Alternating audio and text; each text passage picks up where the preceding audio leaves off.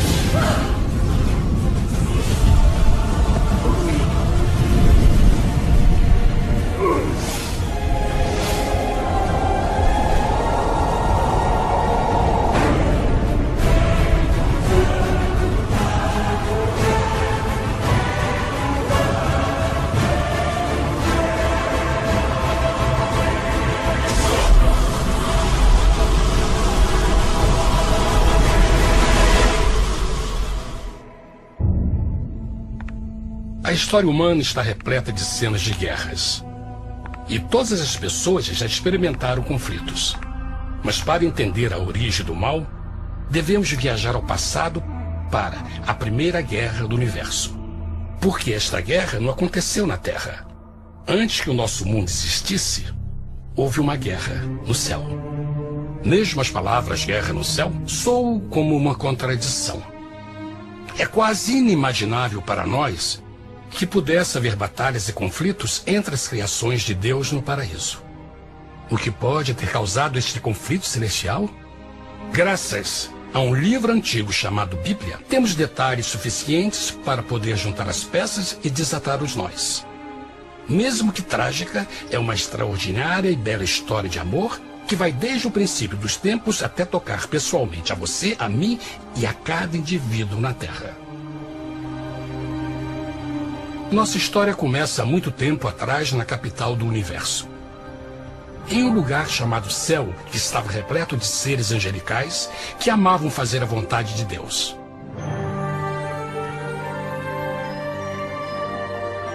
Sob o justo e amoroso governo do Criador, todo o céu desfrutava uma existência de felicidade e perfeita paz. O príncipe supremo do paraíso e comandante dos anjos era o poderoso e amoroso Filho de Deus, mais conhecido com o nome que adotou quando veio à Terra, Jesus. Ele tinha o mesmo propósito e pensamento com Deus, o Pai. O céu, sob o comando compassivo do Pai, Filho e Espírito Santo, provou ser um maravilhoso lugar de paz e alegria. Para realizar as ordens de Deus, a Trindade estava rodeada de um oceano virtual de inumeráveis espíritos ministradores chamados serafins e querubins, mais conhecidos como anjos. Essas poderosas e inteligentes criaturas descobriram que a felicidade estava em cumprir as ordens do Todo-Poderoso. Mas Deus criou um extraordinário anjo para atuar como líder de toda a multidão celestial. A Bíblia nos diz que seu nome era Lúcifer, que significa portador da luz. Este querubim foi o maior ser criado por Deus e assumia a posição mais próxima do trono de Deus, estando diretamente sob a autoridade de Jesus. A tarefa de Lúcifer era difundir a luz e o conhecimento da vontade de Deus a todos os outros anjos. Lúcifer foi o mais esplêndido ser criado por Deus. Era extremamente bonito e dotado de enormes poderes de liderança e organização. Entre os anjos, ele foi muito admirado, respeitado e amado como amigo. Mesmo assim, Deus previu o mal que Lúcifer estava a ponto de introduzir no reino da luz. Cheio de sabedoria e formosura, de todas as pedras preciosas te cobrias. Tu eras o querubim, ungido para cobrir, e te estabeleci. No monte santo de Deus estavas. No meio das pedras afogueadas andavas. Perfeito eras nos teus caminhos, desde o dia em que foste criado, até que se achou iniquidade em ti. Quando Lúcifer percebeu a sua beleza e poder, seu coração pouco a pouco começou a mudar. Permitiu que seu enfoque se afastasse de Deus e direcionou seu amor para si mesmo. Talvez nunca saberemos completamente como e porquê estas sementes de rebelião germinaram em seu coração. Mas o profeta Isaías nos dá uma visão do pensamento de Lúcifer. Como caíste desde o céu, ó estrela da manhã, filha da alva, como foste cortado por terra, tu que debilitavas as nações. E tu dizias no teu coração: eu subirei ao céu, acima das estrelas de Deus exaltarei o meu trono. Subirei sobre as alturas das nuvens, e serei semelhante ao Altíssimo. Lúcifer, aos poucos, começou a cobiçar o poder de Deus, mas não sua personalidade. Ao pensar em suas próprias habilidades e belezas extraordinárias, os perversos tentáculos do orgulho e vaidade congelaram sua mente. Este ressentimento e inveja fizeram com que ele violasse a lei sagrada de Deus e se rebelasse contra seu governo. Precisamos fazer uma pausa e esclarecer algo. Desde o princípio, Deus ordenou que as leis da física governassem o mundo material em que vivemos. Sem essas leis naturais, o universo seria um caos. Do mesmo modo, as leis morais de Deus sempre têm dado segurança e estabilidade ao cosmos. Alguns pensam que os 10 mandamentos não existiram, até que o Senhor os entregou a Moisés no Monte Sinai. Mas as Escrituras nos ensinam que os princípios das leis de Deus sempre existiram por toda a eternidade, pois são a base fundamental de seu reino de amor. Seguros todos os seus mandamentos, permanecem firmes para todo sempre e são feitos em verdade e retidão. Os 10 mandamentos são um resumo das características de um Deus de amor. Os primeiros 4 mandamentos descrevem quem é Deus, seu poder, seu território e autoridade. Os últimos 6 descrevem como é Deus, sua honestidade, sua pureza, sua fé. Todas estas coisas sempre foram verdade e sempre serão verdade. Agora, pela primeira vez na história da eternidade, Lúcifer começou a violar estes princípios perfeitos. Lúcifer sabia que se fosse compartilhar o poder e status de Deus, necessitaria de apoio. E deu início ao trabalho. Começou sorrateiramente a circular entre os outros anjos, plantando sementes de dúvida e descontentamento a respeito da liderança de Deus, ao mesmo tempo em que, sutilmente, revelava suas próprias virtudes. Ele insinuou que Deus abusava de seu poder divino e suas leis restringiam a verdadeira liberdade e felicidade de suas criaturas.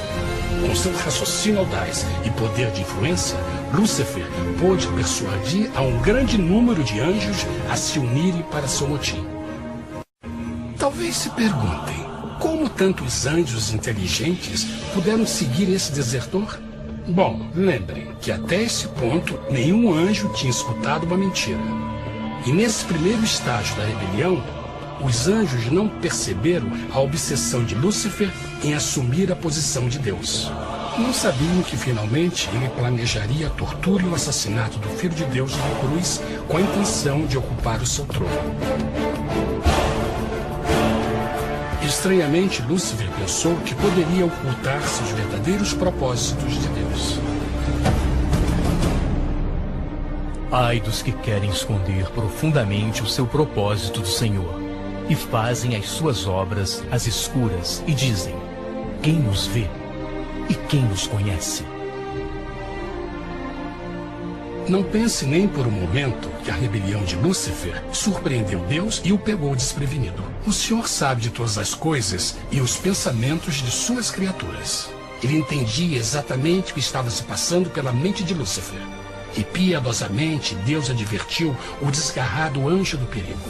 Mas no final, o orgulho e a vaidade não permitiram que Lúcifer se arrependesse.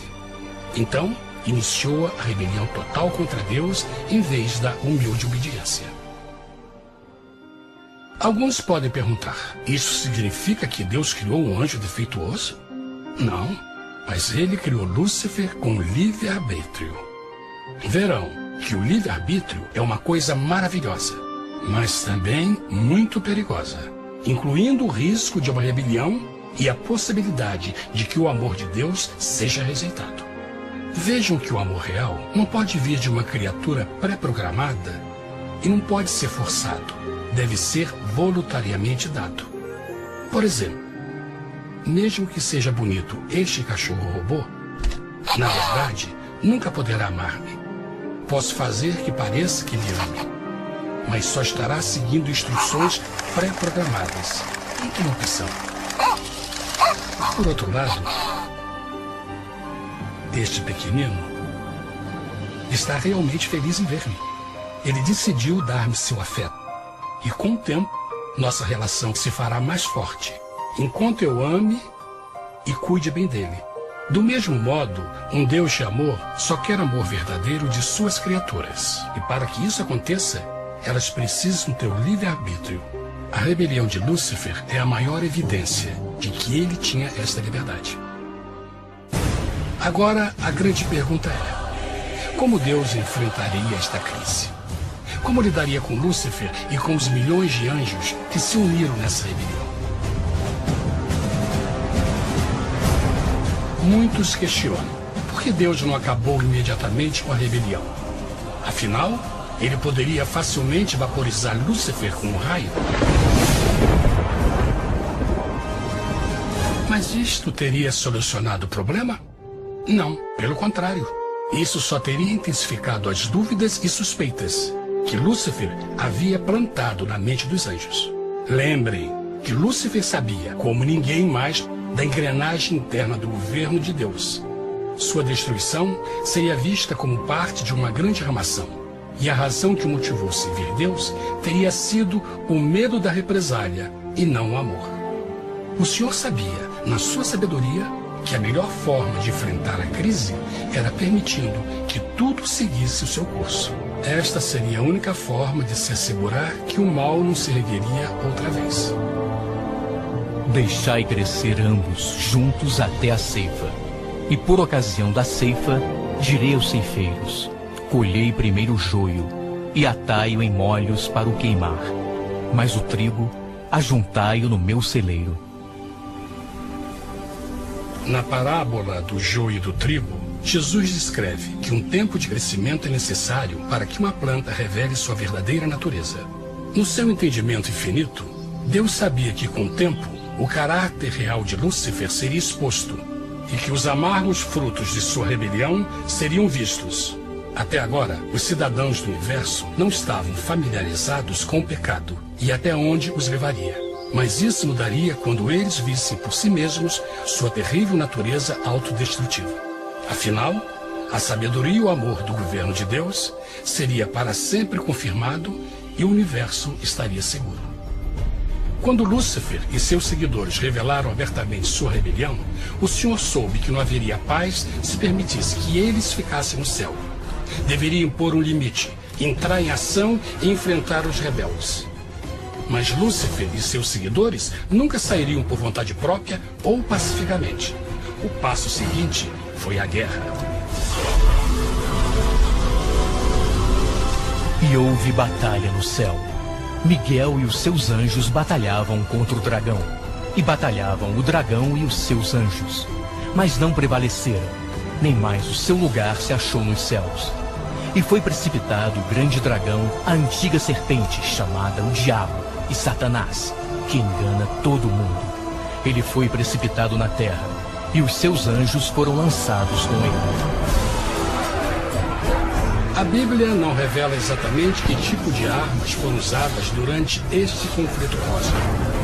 Mas esta guerra foi como nenhuma guerra que os olhos mortais já viram. Apocalipse 12:4 nos diz que finalmente Lúcifer e 1/3 dos anjos de Deus foram expulsos do paraíso.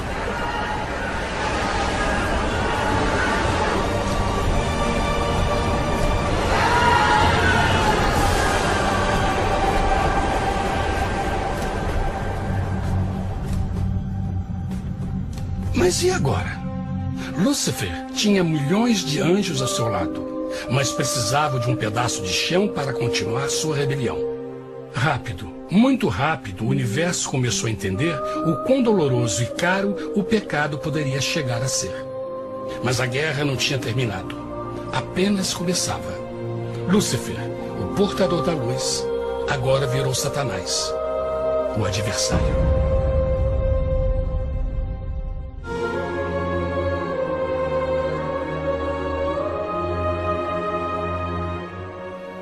Depois da guerra no céu, Satanás e seus anjos caídos foram expulsos da corte de glória. Por um tempo, o diabo e seus demônios vagaram pelo universo buscando inutilmente mundos que se compadeceram e se uniram à sua rebelião. Enquanto isto, o coração de Deus sentia intensamente o vazio que deixou a perda de Lúcifer e seus anjos. Então o Pai, o Filho e o Espírito Santo retomaram o seu trabalho favorito, o maravilhoso trabalho da criação. Decidiram fazer um mundo novo, pleno, com muita variedade e diversas criaturas de amor. Este novo mundo seria único, porque as criaturas principais seriam feitas à imagem de Deus. Para eles, o Senhor também daria o domínio deste planeta novo, que conhecemos como Terra.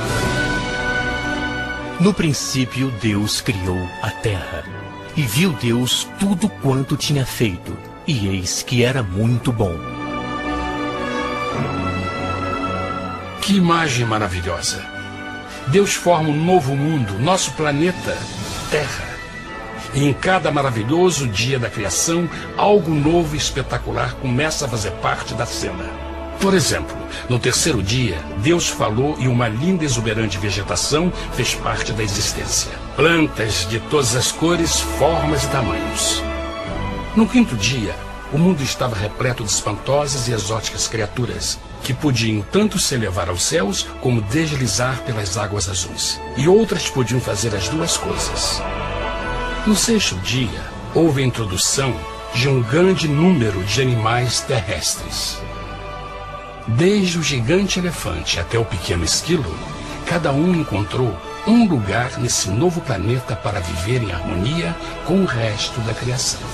E também no sexto dia, Deus criou o homem. E disse Deus: façamos o homem à nossa imagem, conforme a nossa semelhança.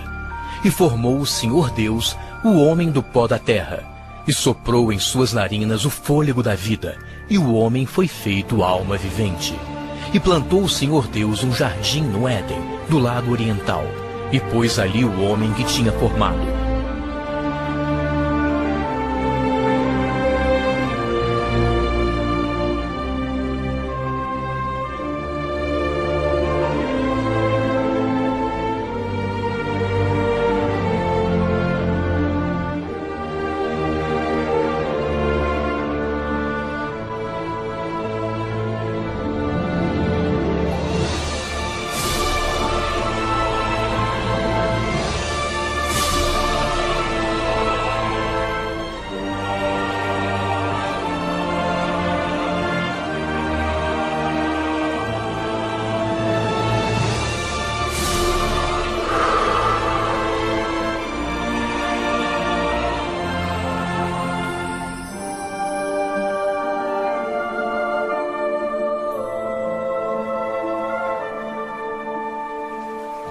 Mas que grande honra ser criado à semelhança de Deus, ser um indivíduo com liberdade de pensamento. No princípio, o homem não percebia a sua nudez.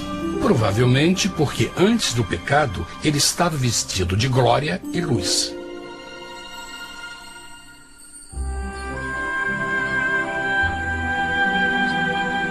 Deus também criou a companheira perfeita para Adão, sua bela esposa Eva.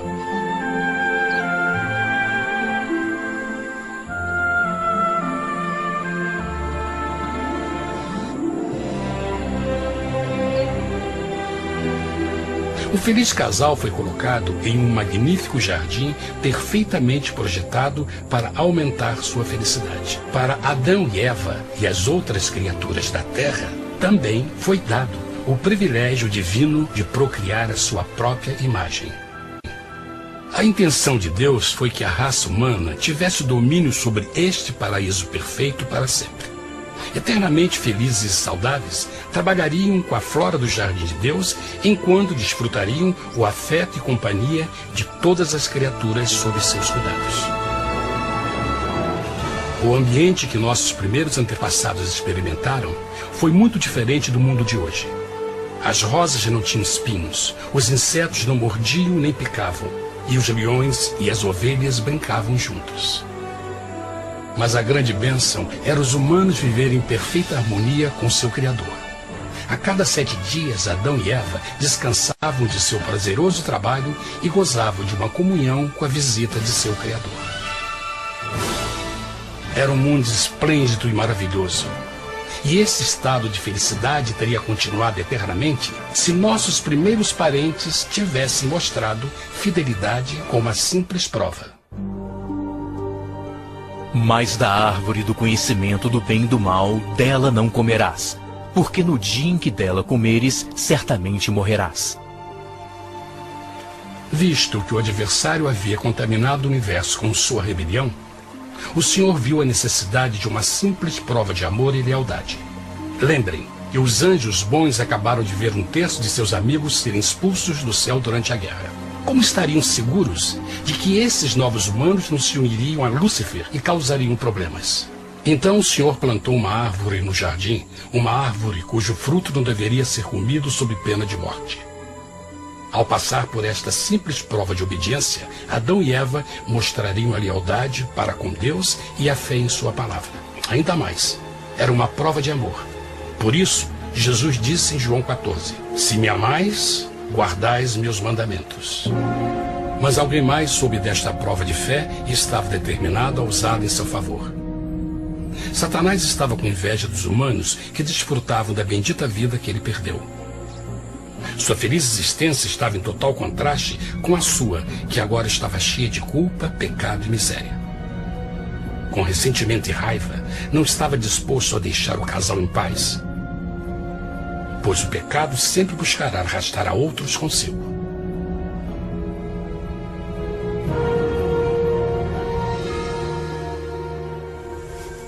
Então um dia, quando Eva estava concentrada em seu agradável trabalho, se viu sozinha e muito perto da árvore proibida. Foi quando Satanás viu sua oportunidade. Através de uma serpente hipnotizante, o anjo caído chamou Eva até a árvore e a envolveu em uma conversação.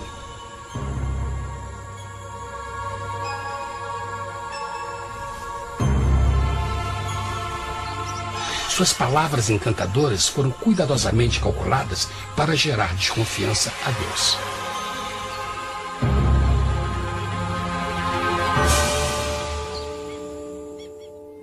A serpente replicou à mulher, de modo algum morrereis.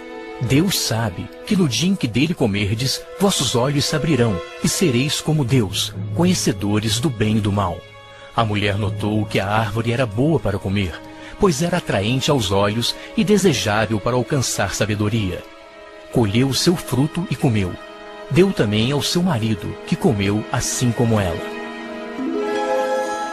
Tragicamente, quando Eva escutou a suave e sedutora voz do tentador, começou a ter certas dúvidas da palavra de Deus. A serpente enganou-o com a promessa de grande poder e sabedoria. Isso chamou sua atenção. Além disso, aparentemente o fruto deu à serpente a habilidade de falar. Que outros poderes poderia dar a ela? E mesmo tendo acabado de conhecer a serpente, ela confiou em sua palavra acima da de Deus, quem a criou, e lhe deu um paraíso para viver. Então Eva comeu o fruto proibido e convenceu seu esposo a fazer o mesmo. Adão poderia ter escolhido ser fiel a Deus, mas colocou seu amor pela esposa acima do seu amor por Deus. Quando os nossos primeiros parentes mostraram lealdade ao inimigo, o domínio da terra foi tomado por Satanás. Não sabeis que, vos oferecendo a alguém para lhe obedecer, vos tornais escravos daquele a quem obedeceis? Ninguém pode servir a dois senhores. Este mundo agora seria o último campo de batalha entre o bem e o mal, e o coração de cada homem e mulher seria o prêmio. Adão e Eva não se deram conta desse tempo, mas seu momento de desconfiança e desafio abriria as comportas do sofrimento de milhões de pessoas durante milhares de anos.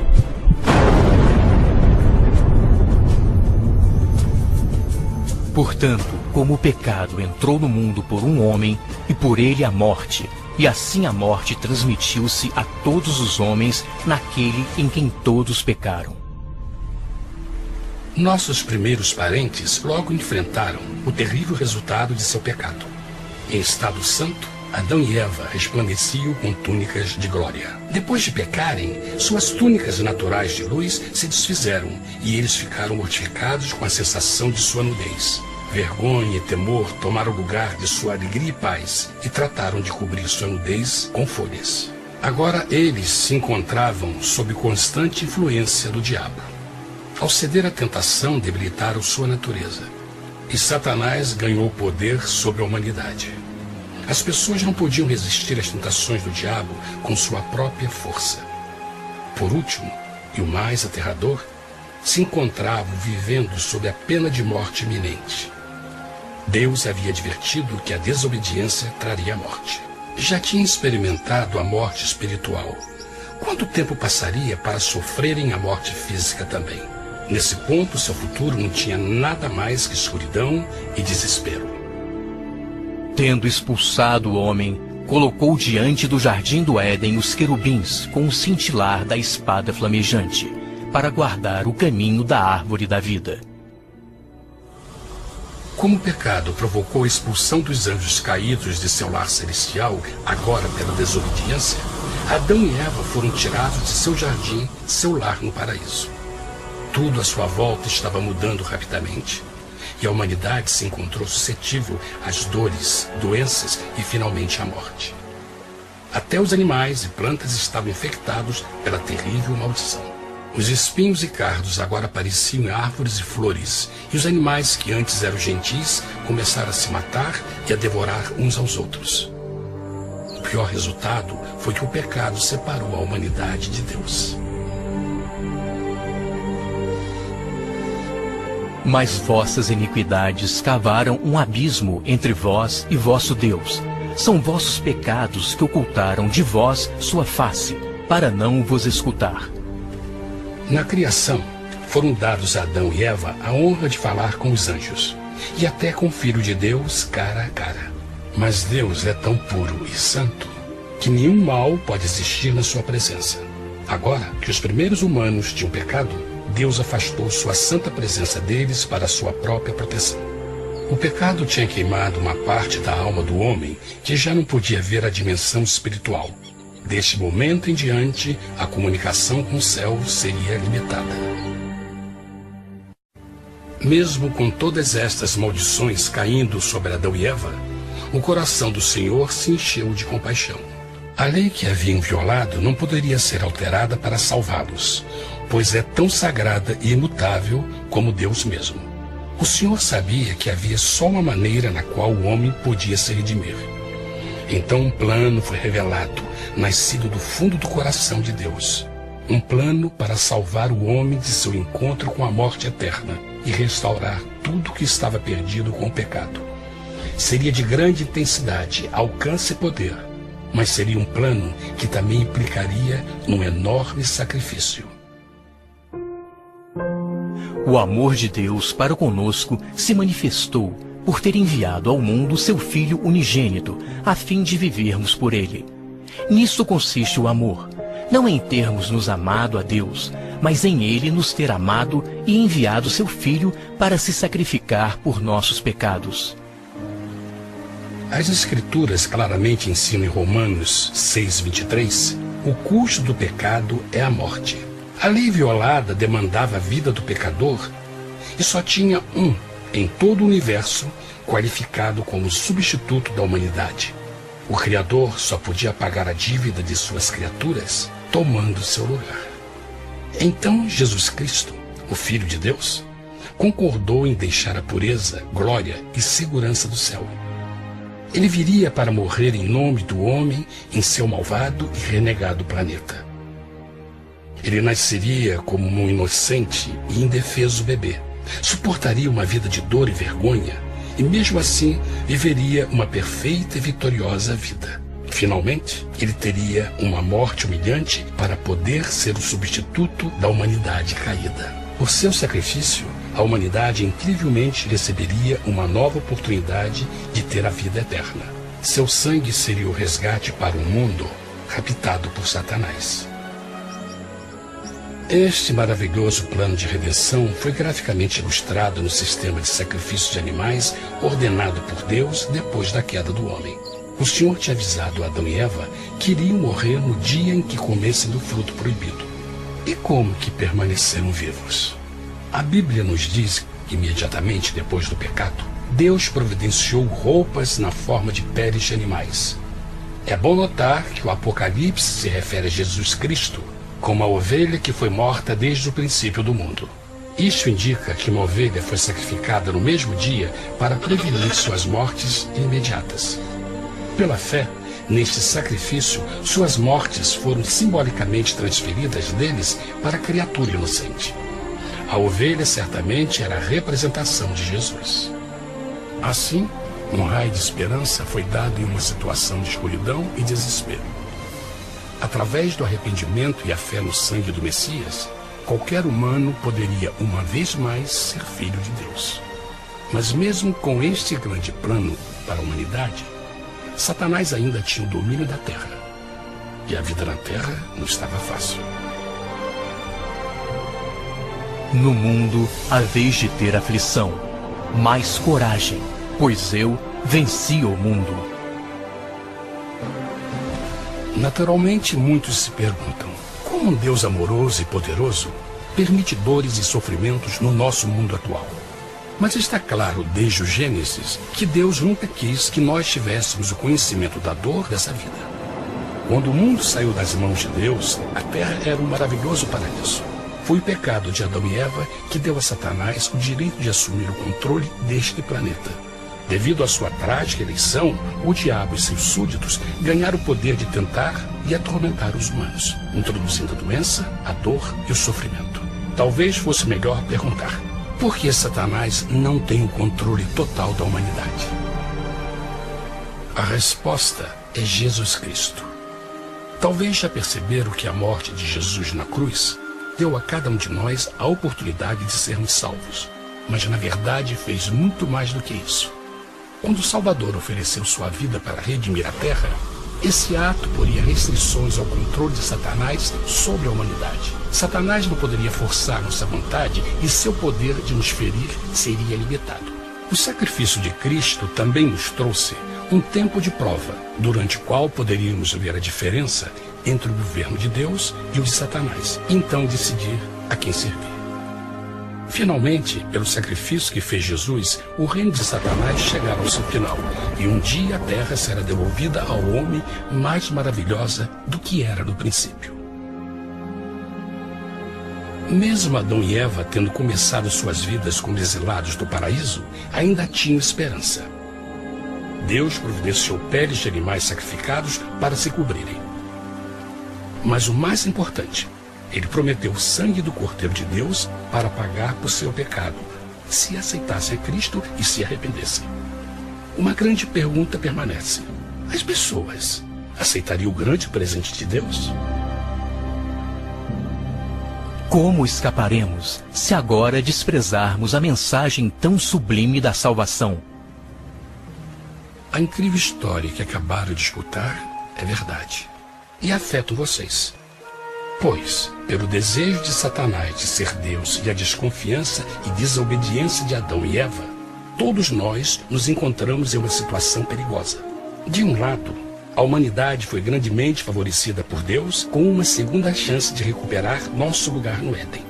Por outro lado, se nós desistirmos de aproveitar esta grande chance, nos tornaremos escravos de Satanás e finalmente seremos destruídos quando Deus limpar o universo do pecado. Amigos, não há melhor hora de fazer sua escolha por Jesus do que agora mesmo. Nenhum de nós sabe quanto tempo mais teremos que viver nesta terra.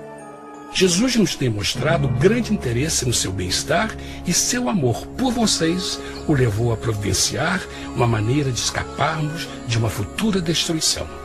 Ele quer que você o aceite e se arrependa de seus pecados. Através de Cristo, pode encontrar o perdão para tornar-se como Ele em caráter. A triste notícia é que Satanás atua de todas as formas possíveis para evitar que aceite o presente da salvação de Deus. Devido à nossa rotina da vida, o amor ao dinheiro ou alguma outra distração fascinante, ele trabalha para manter a todos ocupados e afastados do que, na realidade, mais importa, sua salvação eterna. Para que entendam a realidade da situação e que se você não escolhe a Jesus por omissão, está escolhendo a Satanás. Mesmo que a terrível escolha de Adão e Eva nos traga morte e miséria, vocês agora podem tomar uma melhor decisão. Deus está oferecendo uma paz que satisfaz o anseio mais profundo de sua alma e uma alegria que não encontrará nas atribulações deste mundo. O desejo que tem o coração de Deus é que seja salvo e esteja com Ele no paraíso. Mas o único que pode mantê-lo fora do céu é você. Imagine a tragédia que seria se você recusasse este precioso presente. Você pode decidir hoje e aceitar a salvação que Deus prometeu. Na verdade, nesse momento, pode aceitar a vida eterna através de Jesus Cristo. Posso convidá-lo para que acompanhe agora mesmo em uma simples oração, aceitando sua maravilhosa oferta? Por favor, repita depois de mim. Querido Pai Celestial, venho a Ti agora e humildemente pedir Teu perdão. Senhor, confesso que sou um pecador e violei Tua santa lei. Entendo que a pena por este pecado é a morte. Acredito que Jesus Cristo sofreu e morreu na cruz para receber o castigo por todos os nossos pecados. Acredito que Jesus ressuscitou e eu o aceito como meu Salvador pessoal. A partir deste momento em diante, Te dou o meu coração e eu o aceito como Senhor da minha vida. Por favor, perdoa todos os meus pecados e envia Teu Espírito para ajudar-me a fazer a Tua vontade. Te agradeço por Teu grande amor e aceito Teu presente da vida eterna. E eu oro tudo isso em nome de Jesus. Amém.